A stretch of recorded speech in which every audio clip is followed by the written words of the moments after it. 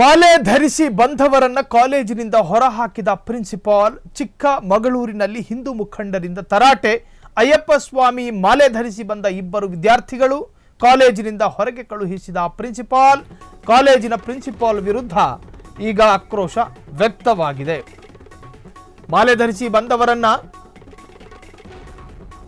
ಹೊರಹಾಕಿದಂತಹ principal. ಚಿಕ್ಕಮಗಳೂರಿನಲ್ಲಿ ಹಿಂದೂ ಮುಖಂಡರ ಆಕ್ರೋಶ.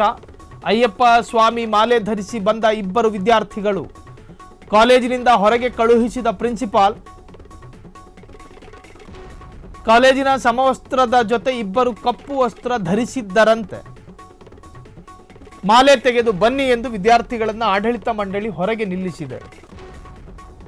ಕಾಲೇಜಿಗೆ ಹಿಂದೂ ಸಂಘಟನೆಗಳ ಮುಖಂಡರು ಬಂದು ತರಾಟೆಗೆ ತೆಗೆದುಕೊಂಡಿದ್ದಾರೆ ಪ್ರಿನ್ಸಿಪಾಲ್ರನ್ನ. ಬಜರಂಗ ದಳದ ಮುಖಂಡರು, ಬಿಜೆಪಿ ಜಿಲ್ಲಾಧ್ಯಕ್ಷ ದೇವರಾಜ್ ಶೆಟ್ಟಿ, ಹೀಗೆ ಅನೇಕರು ಬಂದರು.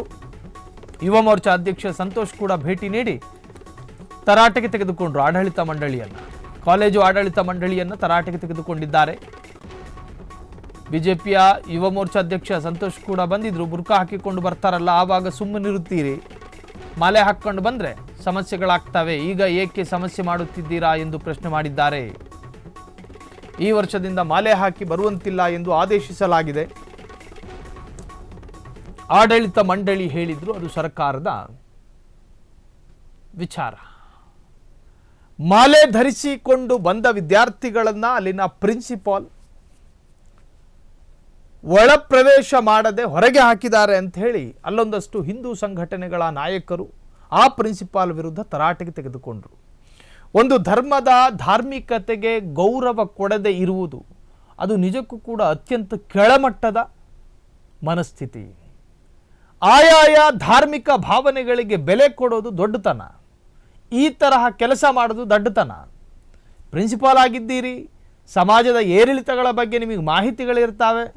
ಯಾವ ಧಾರ್ಮಿಕತೆ ಅಥವಾ ಯಾವ ವಿಶ್ವಾಸಕ್ಕೆ ನಾವು ಬೆಲೆ ಕೊಡಬೇಕು ಅನ್ನೋದ್ರ ಪರಿಜ್ಞಾನ ಬೇಡ. ಭಾರತದ ಮನುಷ್ಯನಿಗೆ ಅವನ ವಿಚಾರ ಮತ್ತು ಆಚಾರ, ಅವನ ಭಾವನೆ, ಅದು ಅವನು ಎಮೋಷ್ನಲ್. ಅವನು ಪ್ರಾಣ ಬಿಡ್ತಾನೆ ಹೊರತಾಗಿ ಅವನ ವಿಶ್ವಾಸವನ್ನು ಬಿಡೋದಕ್ಕೆ ತಯಾರಿಲ್ಲ. ಇದು ಭಾರತದ ಮಣ್ಣಿನ ಒಂದು ತರಹದ ವಿಶೇಷತೆ.